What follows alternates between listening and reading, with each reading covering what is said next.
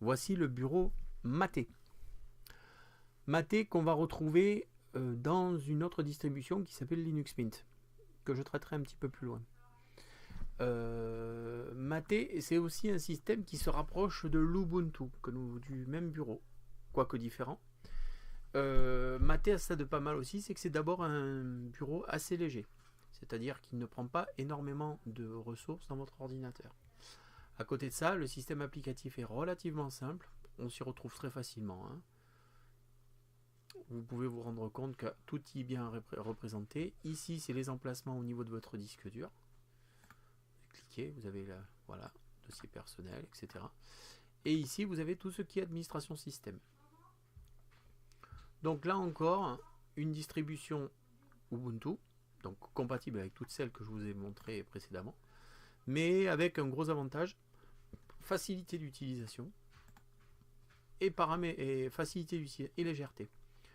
Là, je me suis amusé, j'ai rajouté le second type de menu qu'on peut rencontrer, parce que là, vous avez le système comme ça, et vous avez le système Mate avancé, qui se gère un petit peu.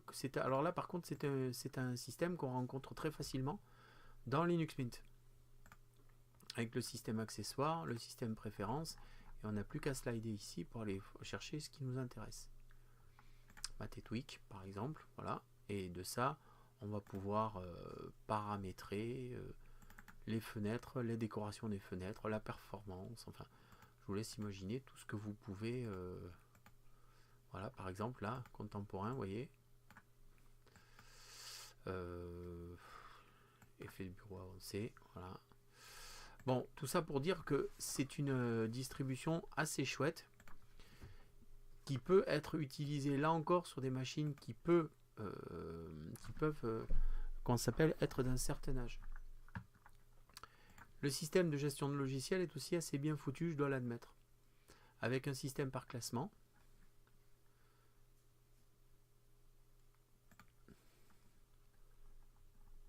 Le système software, alors ensuite on vous dit quand c'est installé, bien évidemment. Le système, comment s'appelle, le système de gestionnaire synaptique. Ici c'est tout ce qui est serveur, accessibilité, outils système. Il n'y a qu'à demander. C'est assez bien foutu, je dois admettre. Vous voulez installer, mettons, Terminator, vous cliquez ici, il va vous demander le mot de passe administrateur, bon, s'il est décidé, et ensuite, à la base de quoi, votre application sera naturellement installée. Donc moi je pense que, là encore, pour des ordinateurs d'un certain âge, c'est une distribution qui, quoi qu'il arrive, peut avoir sa place dans vos ordinateurs. Ensuite, c'est encore une histoire de choix et de graphisme. Il est vrai que Kubuntu est une distribution super paramétrable, super graphique, beaucoup plus que ce que peut l'être, mettons, Mate ou même l'Ubuntu. D'un autre côté, on gagne en efficience avec les deux autres distributions qui sont Ubuntu Mate et l'Ubuntu.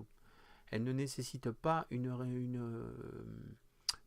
ressources énormes, et on tombe sur des distributions qui sont quand même faciles à utiliser et immédiatement paramétrées.